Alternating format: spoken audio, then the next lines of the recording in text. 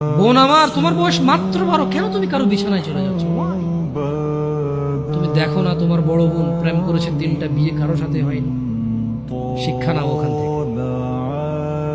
বোন আমার, তুমি দেখো না তোমার বোনের কি প্রবলেম, তার স্বামীটা আরেক মহিলার সাথে সময় কাটায়, তাকে সময় দেয় না। তুমি যে আরেকজন পুরুষের সাথে সময় দিচ্ছ, ওরও তো স্ত্রী আছে। তোমার বোনের ফ্যামিলির প্রবলেম তো তুমি যার সাথে সময় দাও তারও ফ্যামিলির প্রবলেম। যুবক ভাই আমার, তোমার বোনকে নিয়ে আর পারছো না, তোমার মন চাই তোমার দুলাভাইকে মারতে, বাইন্দা পিটাইতে। কেন? সে তোমার বোনকে কষ্ট দেয়, পরকিয়া করে তোমার বোনের উপর সন্দেহ করে, জুলুম করে। তুমিও তো কারো দুলাভাই, তুমিও তো আরেক মহিলার সাথে সময় কাটাও, তোমার বউকে সময় দাও, জুলুম। তোমার শালারও তো মন চায়, তোমার সম্বন্ধে শ্বশুরও তো মন চায় জামাই বা দুলাভাইয়ের পিটাই ধরে।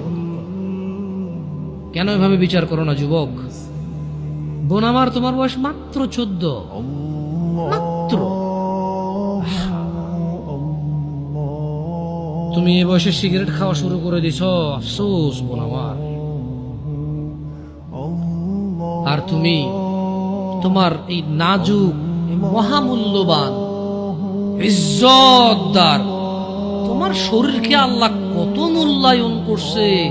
তুমি জাহান্নামে গেলে তোমার বাপ জাহান্নামে যাবে, ভাবা যায়? মানে তুমি তোমার বাপের কান, তুমি তোমার ভাইয়ের কান, তুমি তোমার স্বামীর কান, ওরা হলো মাথা। আচ্ছা, তুমি হলা মাথা, ওরা হলো কান।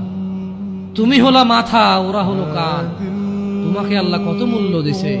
কারণ মাথার মধ্যে যদি কেউ বাড়ি দেও, কি বাঁচবে? বাঁচবে না।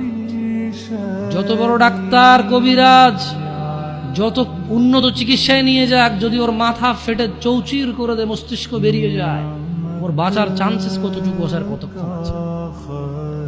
তোমাকে, তোমার এই ছোট্ট 3.5 হাত বডিকে আল্লাহ কত ইজ্জত দিছে, কত সম্মান দিছে।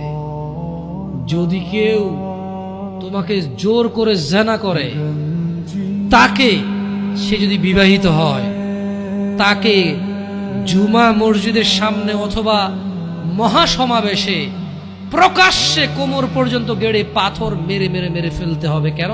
সে তোমার গায়ে হাত দিবে। তোমার ইজ্জত আবরু কত উপরে। তুমি কি আর আল্লাহর সৃষ্টি জাতা?